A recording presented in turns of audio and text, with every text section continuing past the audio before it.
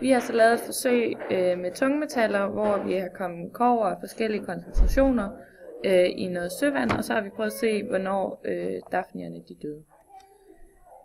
Hvad er kontrolforsøg i eksperimentet, og hvad skal dette glas vise?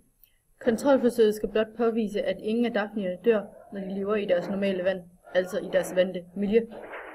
Hvorfor anvende søvand i stedet for destilleret vand?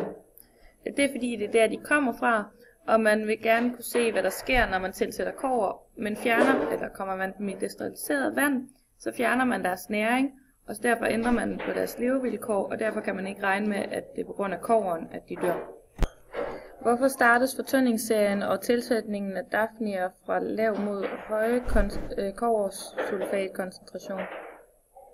Vi starter med at komme dafnierne i den fortynding med den laveste koncentration, altså den, hvor der ikke er noget kobbersulfat tilsat, da de vil kunne leve længere i den, hvor der ikke er noget kobbersulfat i, da de hurtigere vil dø i den med 500 mg per liter. Aflæs af dit eget holds resultater i tabel 2, ved hvilken ppm-værdi at halvdelen af dafnierne, 3 af 6, havde dødelige effekter. På skemaet, som er vist under spørgsmålet her, kan man se, at ud fra 2.1 har vi en dødelighed på 0 ved 0,06 ppm af kobbersulfat, men ved en ppm på 0,12, der har vi en dødelighed på 6, altså 100%. Så det vil sige, at vi må antage, at vi har en dødelighed på 50 imellem 0,06 ppm og 0,12 ppm.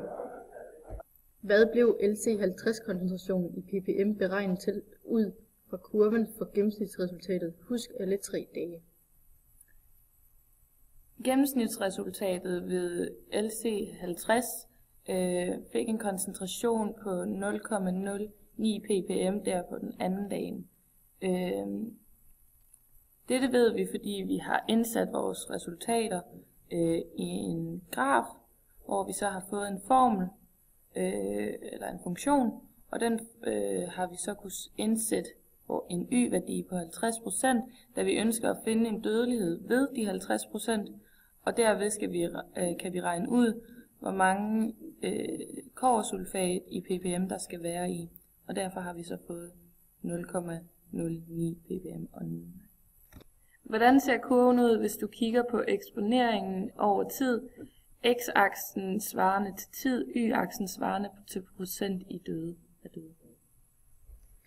Vi kan på grafen under spørgsmålet se, at vores kontrolforsøg ligger i en lineær linje, og det betyder, at der er ingen dafnier er døde i deres vante miljø, hvilket vi heller ikke havde regnet med.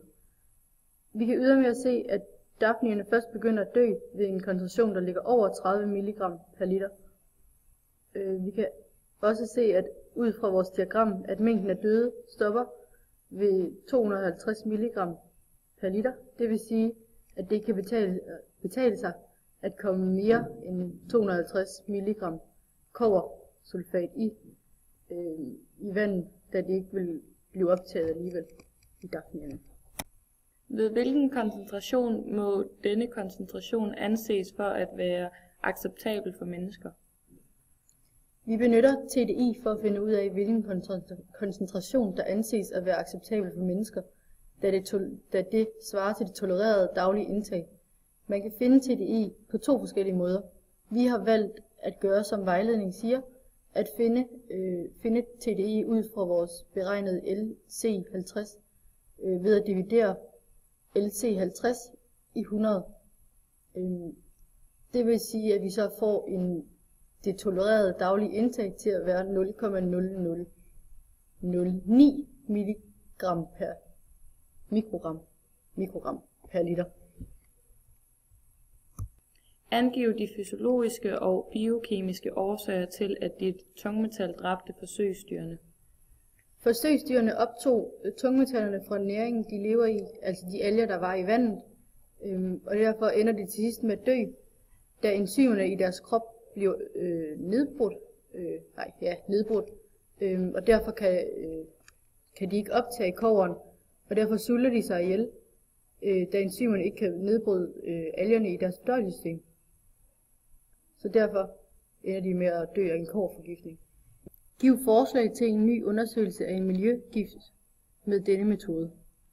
Vi vil gøre nøjagtigt det samme, som vi har gjort her med kobbersulfat, bortset fra, at vi vil bruge kviksølv i stedet, og se, hvad forskel kviksølven havde af indvirkninger på dafnierne. Derudover så vil vi have en del referenceværdier, da der er andre, der også har lavet lignende forsøg, og derfor vil vi kunne sammenligne det område, vi nu vælger at bruge, om de har en mere sådan, har mindre effekt af kviksølven frem for andre steder. Nogle spørgsmål? Det var det heldigt.